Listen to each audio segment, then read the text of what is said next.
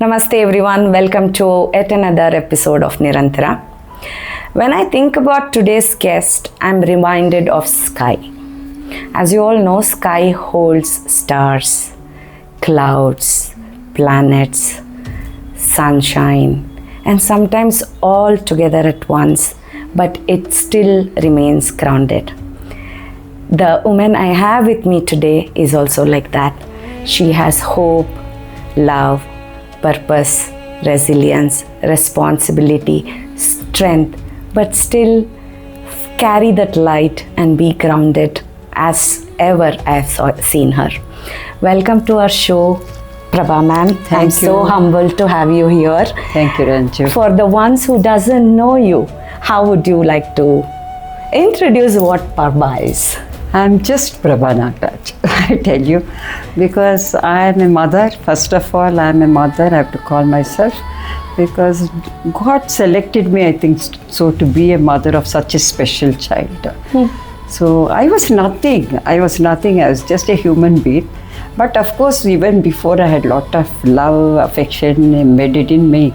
But after my son, who is a special child, was born to me, life became thoroughly different. And today I see myself as a proud mother. But this proud mother is not just I became like this. I've gone to different phases, and that is how my journey starts. Wow, awesome. So you relate yourself as most beautifully being a mother than anything else in your whole journey. Definitely. So for the audience who doesn't know you, ma'am, tell us a little bit more about your childhood. How was your upbringing? What did you do? Actually, I come from a very high family. I don't know. It's a very big family and a joint family where I used to have a loving mother, a loving father, and I'm the only daughter.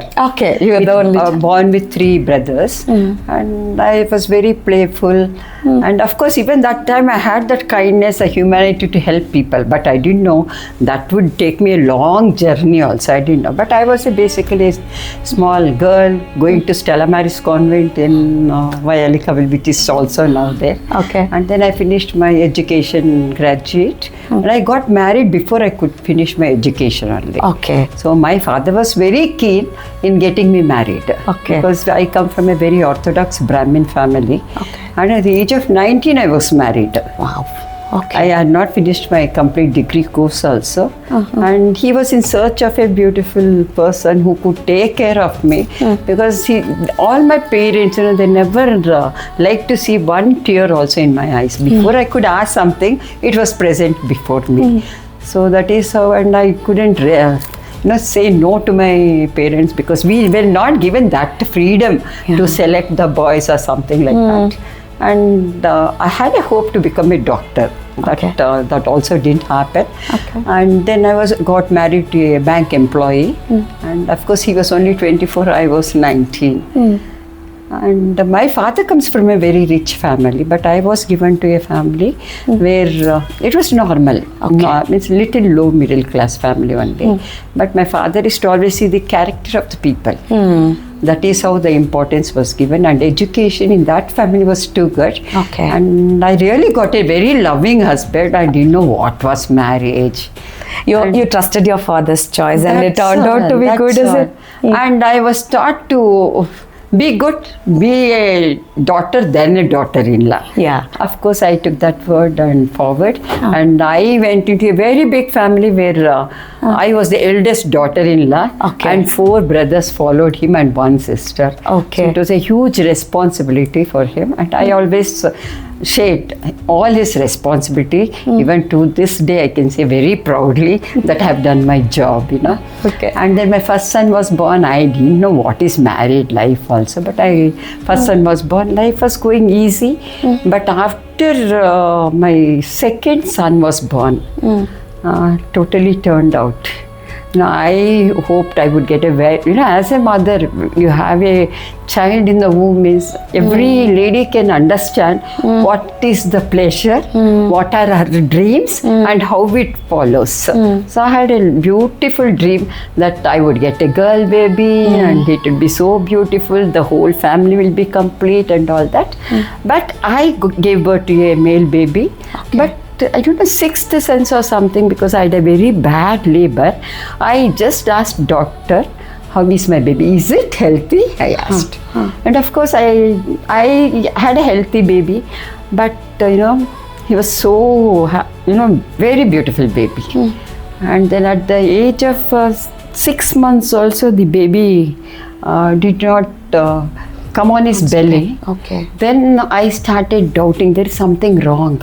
I started running behind doctors. And one of my pediatricians said, everything is normal, some children skip the milestone, why are you worried? Then after 8-9 months also, my son was not doing anything. Only I used to put him in the chair, put all the pillows, see that he doesn't fall. But I had my own doubts. There is something wrong in this child because there is no movement, only smile and all those things. Then I seriously took up, and I said, see, a child which is in the hut also walks. What about my child? I'm taking care of it so well. Then I went to all the doctors. I went to an orthopedician and then he said, no, everything is fine. And then my doctor suggested you go to a neurologist, one of the famous doctor in Bangalore. At that time I took him. And then he just told me, don't expect anything from this child. I was shocked. A 9 months baby, and he's saying don't expect anything from this child. It's a doll. When he said those words, all my hopes, everything was shattered. I said, what else can I do for this child? Can I take him to abroad, find some this thing? He said, wherever you take, this child doesn't have any remedy. You can just be satisfied that you have got a living thing. It's a living doll, or you can call it a vegetable. That was, I was totally shattered and I ran out of the clinic. My husband had to come running. And that was the day I really started seeing life.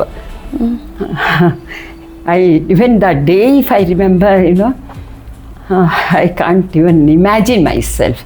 I came home, I closed the door, everybody started shouting at me, you don't leave the child on that floor. I said, I just took my baby and I put on my father-in-law's lap and said, you take care of this. If he's happy somewhere, I'll be happy to see it. So, and I wanted to end my life. It is not easy to have a child like this. When people said, I really didn't know what is cerebral palsy. He was called cerebral palsy. I didn't even know the term. Then doctor said by the time of the labor, oxygen level in the womb must have been less to this child, and the motor cells in the, in the brain has been damaged. This thing, doctor said that I came home and I went into deep depression only because I couldn't take it. I really wanted to end my life also. I've tried that also. But my first son, Naveen, started pulling my pallu. That time I realized I have no choice to end my life also, but I have to live this life. Then I started crying and all this, and then I felt it. It's no remedy for this. I have to become strong. I think that time I decided, why can't a mother do something to this child? How can I leave my own son as a vegetable or as a doll? Then I started running behind doctors. We went to behind so many doctors, and one doctor, suggested me, what do you want from this baby? I think by the time he was already 1.5 years. And we have done all MRIs, we have taken to Kidwai for MRIs, and that time whatever is possible we started doing. And one doctor asked me, what do you want from this child? I said, my son, they said that he cannot walk. I want my son to walk. What do you mean by walking? He asked me. I think that was a turning point, I said, my son has to move from this place to other place, wherever he wants. He said, you can put your son, that's it. Can't you? He asked me a question. Yes, I said. And then he said, forget about the legs, ma'am. Imagine his hands. He said, if hands are not working, what will you do? That time only I came to know his hands are also handicapped. He cannot work. It is a quadriplegic. It's not diplegic. He explained me what is quadriplegic. All the 4 limbs have been affected. You cannot expect any movement from this. So that means the hands totally and the legs. Hands and legs are all affected by the small motor nerves. Everything is affected. That was a big task. I didn't know what to do. Then I went to another doctor. He said, see, you put him into special school. I think it will be better. And it was in Nirantara. Spastic Society of India was in Nirantara. And I was in Mahalakshmi layout. Imagine one end of Bangalore to the other end of Bangalore. My husband was saying, forget it. Now I don't think you can take all this thing. I have not been used to any problems in life. Yes. And I became a problem to everybody. I used to always cry. My parents started crying along with me. So the whole family, my parents' side as well as my in-laws, both the families started suffering, because seeing us, if we are not happy, nobody's happy. Yes. And if I'm like this, my first son was going dull. I had to take care of him. I felt I got a very huge responsibility on me. So next thing, I took him to Spastic Society, and I placed my son before the principal. Then she said, such a sweet child, you want him to be here? She said. I said, yes, of course. And I was so scared to see other childs crawling on the floor, drooling and all that. I said, I can't put my child here. I pulled him back and I went to the car. Again, I came back. She brought me the principal, Mrs. Harlankar. She brought me and she said, Prabha, see your child, you are lucky. Your child is calling you Amma. See, that child cannot even speak. And again, that was the lady who started putting little positive in myself. Okay. So I started, why not? I'll try more. Yeah. Then So- I became very serious in life. My only aim in life was to live for Ashwin, my second son, and do the best for him to make a life for him. This was my decision in my life. Yeah, after putting him into Spastic Society, life became a bit organized. But when I went there, then I started talking to the teachers and all said, no grip in his hand. So everything, when somebody told me, only I started realizing.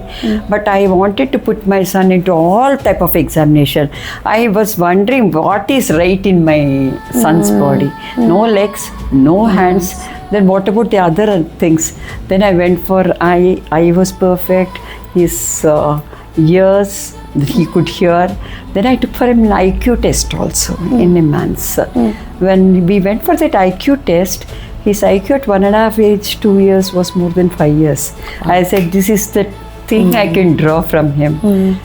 And that You is, never give up on your child. I never gave up because I wanted to prove him something. So this was the only field I thought I can pull whatever he's got, because his IQ was very good. So I decided his education is must, and I have to take him to the highest level of education. And that is how I have to started creating interest. But he couldn't write because his grip was very weak. We started giving big pens, folding all the things. But of course, with his instructor's guidance only. And I held the pen. You believe it or not, whenever my child is awake, I used to put him on the lap, go on scratching the book. Okay. To make him get that grip on his hand. And once he got little grip, I started asking him to join the dots. And that is how he started learning alphabets. Wow. At the time of 3 years or 3.5 years, he could write all the alphabets. And whatever you teach him, he could learn it, but his speech was very, very slur. Okay. Only I could understand. Very breaks up and stammering somehow. And as a cerebral palsy child, they always drool. The saliva comes down because we don't have control over these muscles also. Whole body is not in control. Actually, cerebral palsy is defined as intelligent mind in a disobedient body. Wow. That is how it is been explained, and I could see it. And then one of my brother-in-law was in States. We made all the videos and sent him. See what else I can get it from there. But he said nothing. Physiotherapy is the only remedy for this. No medicines. Then he brought me some books from States, how to handle him. I started reading the books. I started finding out what is his real problem. Even carrying him was a problem. His body was so stiff. If my husband is to carry him, I had to widen his legs. Or if I was to carry him, my husband had to do the same thing. Oh, life was horrible.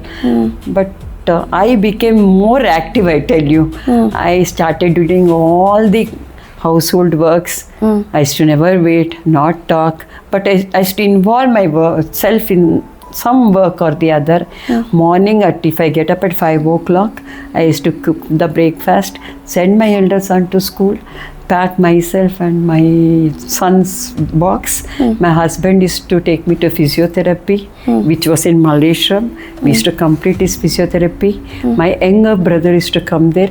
He used to take me to Nirantara. He used to drop me. And then I used to stay there in school, learn how to handle him, how to teach him, how to take care of him, even how to take care of his tongue. He couldn't open his tongue also like that openly. If I had to brush his teeth, put little after brushing, I have to put the force of water into his mouth, it's to come back.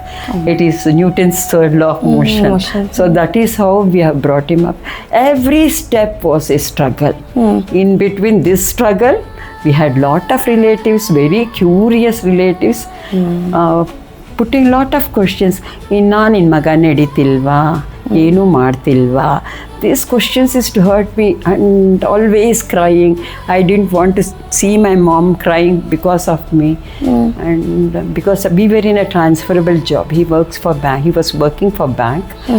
So I said, why don't you take a transfer to a place very far where nobody can come and meet us? So that is how we went to Delhi, because Delhi had a spastic society. Okay. And they gave us Bombay, but fast life, I said, we cannot adjust. So we went to Delhi. Of course, 7 years with my children I went. I think more, because it was my whole individual family. I used to handle the work whenever I wanted. But my main, interest was only in Ashwin. And Naveen, of course. And Naveen was an intelligent child, very cooperative. When he used to see me, Mom, don't cry, he used to say. He used to prepare tea for me at the age of 6-7 years only. He used to bring me tea. So whole family, it was so united together.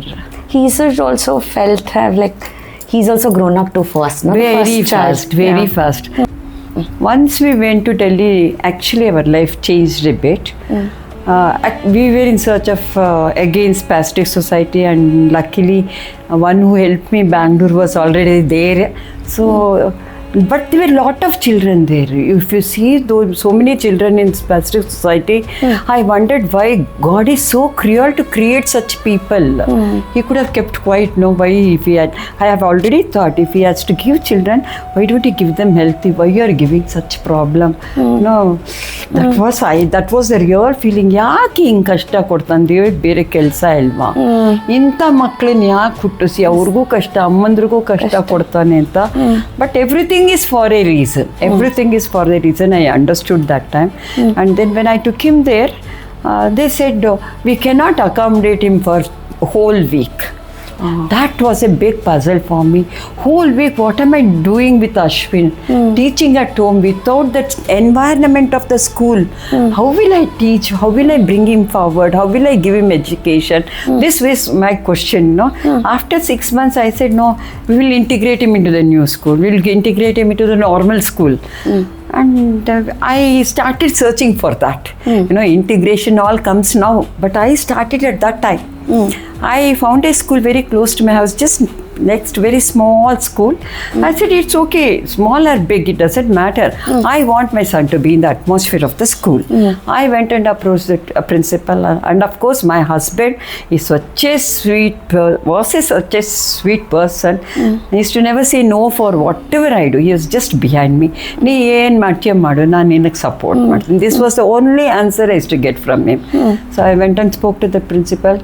She said, how do we put him? I said, he will not be a problem to you. You will be proud to have him in the school, because my son is a angel, he's very sweet. And then we put him there, and she said, what about the toileting? I said, ma'am, don't worry, I'll be outside the school sitting always. Whenever he wants to go to toilet, I'll come and take him to toilet and put him back. So you waited through his whole my school life journey? is almost spent on the footpaths only. Almost. So I started sitting on the bench and waiting, and for him, it was a big problem, because whole body is tensed, muscles are not relaxed. He wanted to go to pass urine, but once he used to tell us we should take him to the restroom, put him there, he couldn't pass because the muscles would become stiff. It would become several times we had to go, and that times we had no diapers as we have got like this at this time. It was a big challenge for me. Everywhere was a challenge because of his pottery, this thing and all. Then I used to sit there, and the principal, but he used to stand first in all the classes throughout. Oh, wow. Because he used to write very slow, they used to give him more time. Or sometimes, a teacher only used to ask him what he has to say, and they used to write. So, but he used to stand first, where memorization is fast. Then the principal started feeling, ma'am, how do you teach your son? He's so intelligent. And she said, why don't you work for us? Okay. Then I started working as a teacher. Whatever I have become today, it's only because of Ashwin and for Ashwin. Okay. Then she asked me to start as a teacher.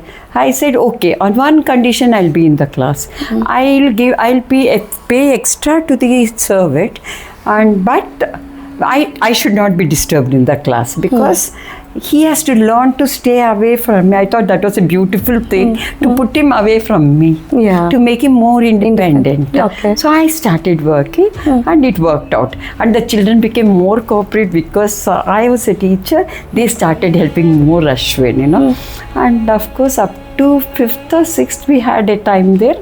And by the time my elder son had finished his 10th, and life was little comfortable there. People were very good. I don't know, my husband was good, we were good, and they used to love Ashwin, and Ashwin is an amazing child. Even to this day, he is my inspiration. If I go down, I sit next to me, he doesn't cry also, but how nicely he's smiling, always smiling.